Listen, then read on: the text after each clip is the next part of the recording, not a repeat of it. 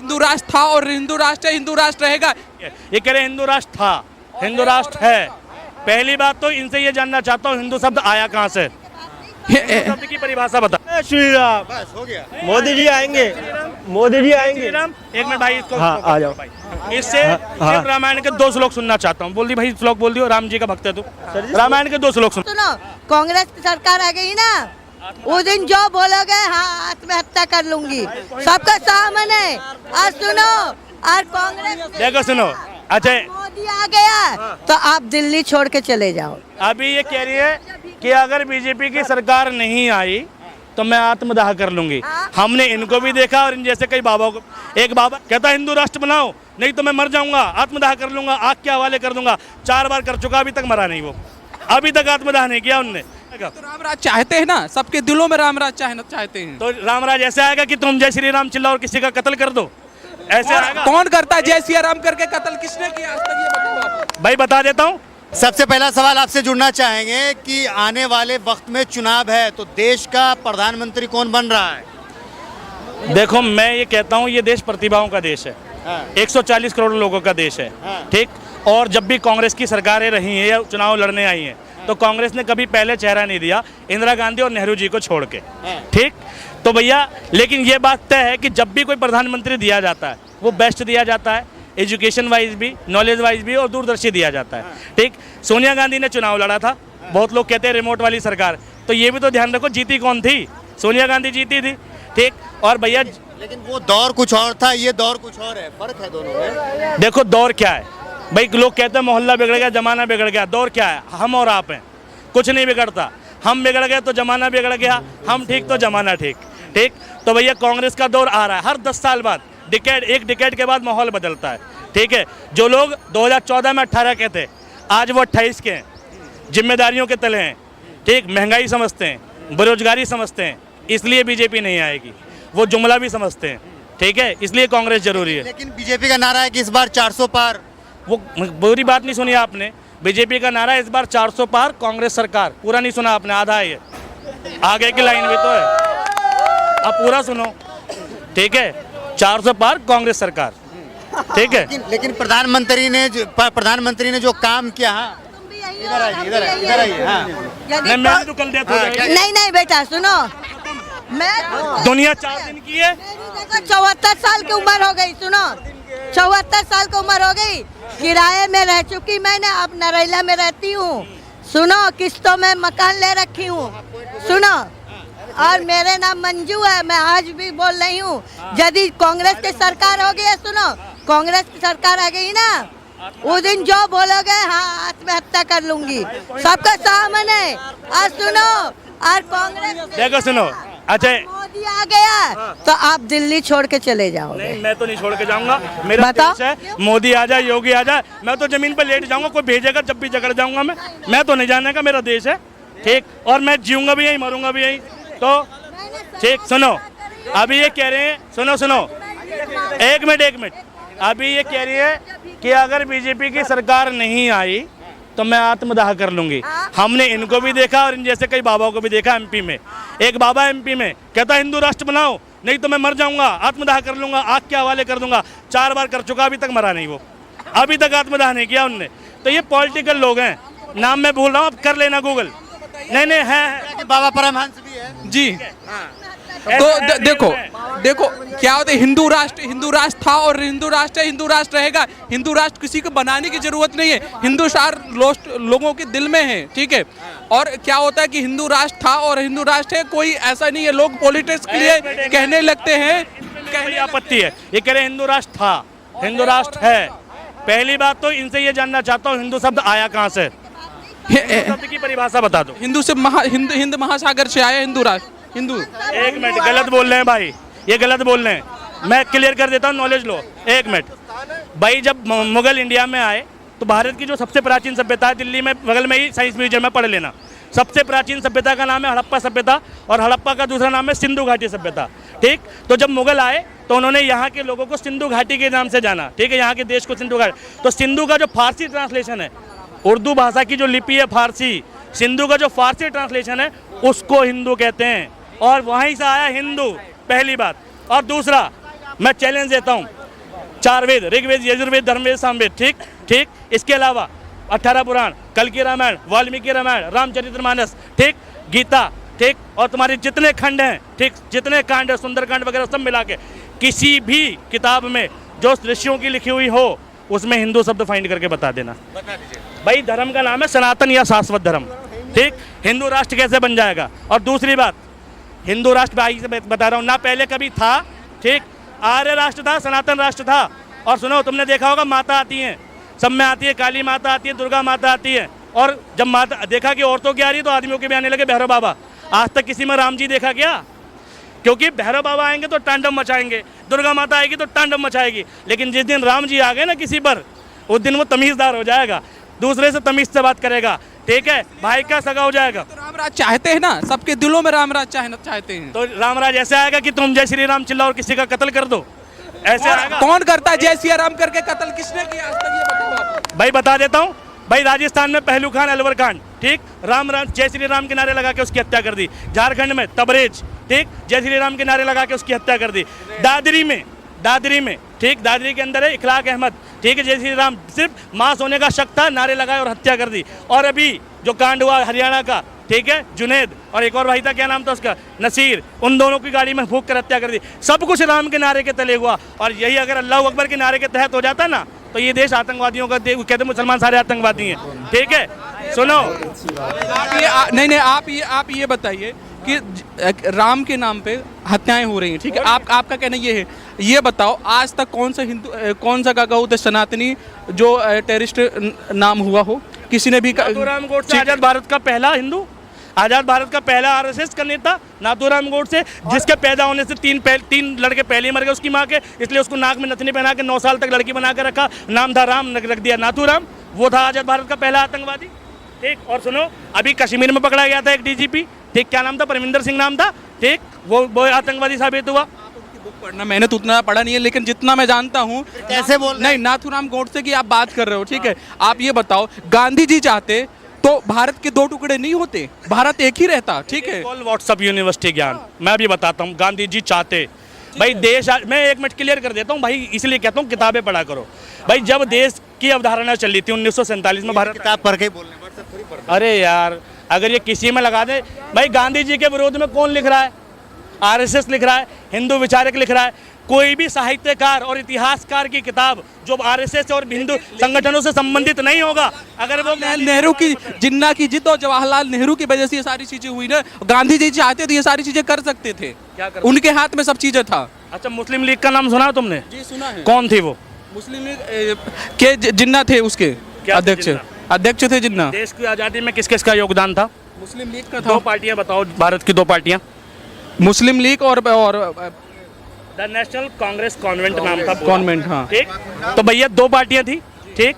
एक जैसे यहाँ पर आरएसएस है जो हिंदू राष्ट्र की मांग कर रहा है, ठीक। अगर आज हिंदू राष्ट्र की मांग गलत नहीं है इन संगठनों द्वारा, तो उस टाइम पर मुस्लिम लीग द्वारा मुसलमान राष्ट्र की मांग गलत कैसे होगी? पहली बात, ठीक। दूसरी बात, भैया उस टाइम के हिसाब से, ठीक, वहाँ का एक बंदा था जिन्ना, भाई वो एक धार्मिक संगठन का अध्यक्ष था, ठीक, आज़ादी में योगदान था। उनने कहा भाई हमें धर्म के आधार पर राष्ट्र दे दो, ठीक। हमारी पॉपुलेशन, दोनों बड़े नेता थे, उस टाइम का बंटवारा हो गया, ठीक। गांधी जी के कहने पर नहीं हुआ, पहली बात, ठीक। लेकिन गांधी जी ने क्या कहा कि भाई आपस में विवाद नहीं होना चाहिए, ठीक। गांधी जी ने एक सुलह समिति बैठाई थी उसको लेकर, और जवाहरलाल नेहरू का तो कोई लेना देना ही नहीं इससे। अब इनको ये पता है, इसके बाद पता है क्या कहते हैं, जब ये बातें, ये आज़ादी के तुरंत बाद की बातें हैं, उस टाइम की परिस्थिति। लेकिन उस समय सरदार वल्लभ भाई पटेल के लिए नियुक्त किया था, गया था ना उनको, वल्लभ भाई पटेल को, और बाकी के 9 वोट किसी और को मिले थे, फिर भी वो उनमें से किसी को नहीं बनाया, ठीक है। नेहरू को बनाया गया। क्यों बनाया गया? वो नेहरू को तो कोई एक भी वोट ही नहीं मिला, चुना ही नहीं था उनने। चुनाव आप ये बताओ। और मैंने ये उसमें, ठीक है, हाँ, ये गांधी जी की वजह से जवाहरलाल नेहरू जी बने हैं, गांधी जी के वजह से जवाहरलाल नेहरू जी बने हैं। और सबको पता भी था कि जिन्ना को प्रधानमंत्री बना। इस देश के एक भी मुसलमान जिन्ना का सपोर्ट नहीं करता है। आप पूरे मोहल्ले में जाकर के सर्वे कर लीजिए। भाई ये कह रहे हैं कि भाई गांधी जी की वजह से जवाहरलाल नेहरू देश के प्रधानमंत्री बने। पहली बात, कि नेहरू जी प्रधानमंत्री बने देश में पहले इलेक्शन के बाद। उससे पहले वो किसी पार्टी के राष्ट्रीय अध्यक्ष से 3 साल तक झंडा फहराया देश में, वो राष्ट्रीय अध्यक्ष के तौर पे फैलाया, प्रधानमंत्री के तौर पे नहीं फैलाया। पहली बात, पटेल प्रधानमंत्री क्यों नहीं हुए? भाई पटेल जी की, सरदार वल्लभ भाई पटेल की जो मृत्यु हो गई 1950 में हो गई, और पहला जो डेमोक्रेटिक इलेक्शन हुआ वो 1951 और 52 में हुआ। ठीक, तो भैया वो कैसे प्रधानमंत्री बन जाते? ठीक, उससे पहले वो राष्ट्रीय अध्यक्ष के तौर पर झंडा फहराया। कहते हैं 47 में आज़ाद हो गया, 3 साल झंडा कैसे फहराए? राष्ट्रीय अध्यक्ष थे वो, प्रधानमंत्री नहीं थे, और राष्ट्रीय अध्यक्ष के नाते ही फैसले लिए थे। भारत गणतंत्र राज्य कब घोषित हुआ? 26 जनवरी 1950, और लागू कब हो गया? वैसे औपचारिक रूप से कब हो गया? 26 नवंबर 1949। ठीक है, अब भाई साहब व्हाट्सएप का ज्ञान सुन लो ध्यान से। भाई गांधी जी ने कोई बंटवारा नहीं किया। ठीक, गांधी जी ने उस टाइम के हिसाब से, सिचुएशन के हिसाब से जो बेस्ट था वो डिसीजन लिया। कश्मीर के मुद्दे पर भी पंडित जवाहरलाल नेहरू ने जो बेस्ट डिसीजन था, कश्मीर भारत का राज्य नहीं था, राजा हरिप्रसाद शासक थे वहाँ के। ठीक है, और भाई वो किसी में नहीं मिलाना चाहते थे, वो स्वतंत्र राष्ट्र चाहते थे कि भाई हमारा राज्य स्वतंत्र रहे, अलग राज्य की मांग थी। फिर भी उसको किसी संधि के तहत, 370 की संधि के तहत भारत का हिस्सा बनाया। ये नेहरू की उपलब्धि है, जिसे तुम कमी बना के पेश करते हो। आप इनकी बातों से सहमत हैं? इनकी बातों से सहमत हैं, लेकिन देखो, लेकिन सबसे बड़ी बात है ना, देखो गांधी जी भगवान कहे जाते थे, पिता बोलते हैं ना अपन, ठीक है ना, राष्ट्रपिता बोलते हैं, उपलब्धि देते हैं राष्ट्रपिता जी की। तो वो चाहते तो कुछ भी कर सकते थे। ठीक है, कैसे उनकी देखो बात जिन्ना भी मानता था, जवाहरलाल नेहरू भी मानते थे। आज़ादी मिली, आज़ादी मिल गई, इसके बाद आज़ादी मिल गई, लेकिन आज़ादी इस किस काम की वो आज़ादी? ये बताओ किसी की, ये बताओ आज मैं आज़ाद हूँ, अगर मेरे मृत्युशैया से आज़ादी मिले, वो किस काम की? जब भारत के 2 टुकड़े हो जाए, एक माँ के दोनों अलग अलग भाग हो जाए, ये भाग अलग, ये भाग अलग, ये बताओ उसकी माँ से, भारत माता से पूछो ना। सबसे पहले तो ये जिन्ना अफगानिस्तान गवा दिया, गंधार को कोसे, गंधार के राजा को कोसे, राजा धनानंद को कोसे। ठीक, जिसने भैया पूरा गंधार गवा दिया, अफगानिस्तान में मिला दिया, भाई वो भी तो चाहिए अखंड भारत में। नहीं, वो भी तो अखंड भारत तो नहीं, तो उसका नहीं ये बात है, लेकिन उसके अशोक, सम्राट अशोक का नाम तो सुना होगा सब लोग ने। तो सम्राट अशोक ने एक बार पूरा अखंड भारत बनाया कि नहीं बनाया? बताओ। ठीक है, इधर आइए, हाँ इधर आइए सर, इधर आइए, इधर आइए। सम्राट अशोक कौन से वंश का था? चंद्रगुप्त, गुप्त वंश, वंश कौन सा था? मौर्य।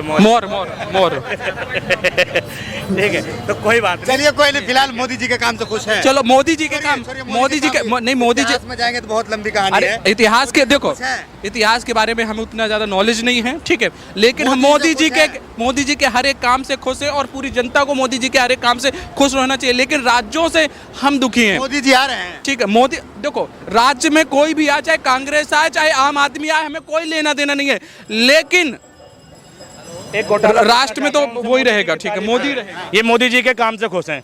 कोरोना में भाई भारत में जब भी कोई बीमारी आती है, आपदा आती है, डिजास्टर आती है, एक राहत कोष है, जिसे राष्ट्रीय राहत कोष बोलते हैं। तो वहाँ से पैसा निकलेगा और उस बीमारी के टाइम पे खर्च होगा। ठीक है, उस आपदा के टाइम पे खर्च होगा। मोदी जी ने ये सब होने के बावजूद एक फंड बनाया, उसका नाम था PM केयर फंड। आप सभी जानते कोरोना में। ठीक, और देश के सभी लोगों से अपील करी कि आपकी जो इच्छा हो इसमें डालो। बहुत सारे लोगों ने पैसा डाला, तुम्हारे विश्वास नहीं भी डाले थे। ठीक है, 2 लाख रुपए। ठीक, अब सुनो, अब इसके बाद बहुत सारे लोगों ने पैसा डाला, कोई दिक्कत नहीं है, अच्छी बात है, देश की सेवा के लिए मांगा। तो जब उसके बाद हमारे विश्वास ने RTI डाली कि मैंने जो 2 लाख डोनेट किए वो कहाँ खर्च हुए, तो फिर ये जवाब क्यों आया कि ये वाला जो फंड है, ये जो पैसा है, ये RTI के दायरे में नहीं आता। तो भाई PM केयर फंड में जो घोटाला हुआ वो पैसा कहाँ है?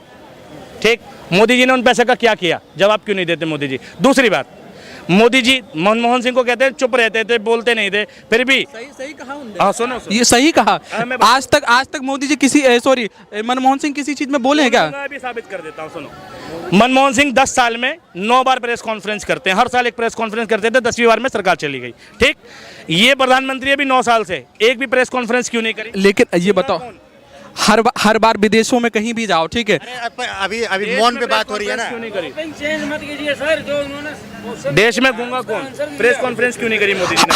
हर बार करते हैं कि किस चीज में नहीं की, ये बताओ आप। किसी चीज में नहीं करी। साल में एक बार प्रेस कॉन्फ्रेंस होती है सरकार की, जिसमें जवाब देने होते हैं पत्रकारों के कि देश के लिए क्या किया। एक प्रेस कॉन्फ्रेंस बताओ कितने प्रेस कॉन्फ्रेंस किए हैं आज तक? बताओ आज तक। देखो उनने हर बार का जवाब दिया। काम में बिजी रहते हैं ना, काम में बिजी रहते हैं। यहाँ तक कि सुनो और बताता हूँ, सच्चाई नहीं पता, अमेरिका गए थे, अमेरिका नहीं, कौन से काम में बिजी? मैच देखने जा सकते हैं, यहाँ पे कोई स्कूल का मुहूर्त करने जा सकते हैं, जहाँ पे चाहिए वहाँ पे सबसे आगे अपनी फोटो खिंचवाने के लिए जा सकते हैं। ये काम प्रधानमंत्री के थोड़ी ना। तभी तो कह रहे हैं कि मोदी जी फिर से मोदी जी का कौन सा है कि अपना फेस दिखाना हर जगह, प्रधानमंत्री का थोड़ी ना। आप ये बताओ, आप हर व्यक्ति से मन की बात से लेके सबके पास से बात करते हैं। बताओ, हर एक व्यक्ति की मन की बात जानते हैं, मन की बात हर व्यक्ति के घर सब चीजें बात करते हैं। बताओ कौन सी चीजें नहीं करती हैं, ठीक है। और प्रेस का बाहर रहा, देखो जो न्यूज करने के लिए टाइम नहीं उनके पास। न्यूज वाले जाए तो क्यों नहीं करेंगे, बताओ क्यों नहीं करेंगे, बताओ। न्यूज वाले को वो बुलाएंगे तो जाएंगे, उनके घर के बाहर आके धरना दे देंगे।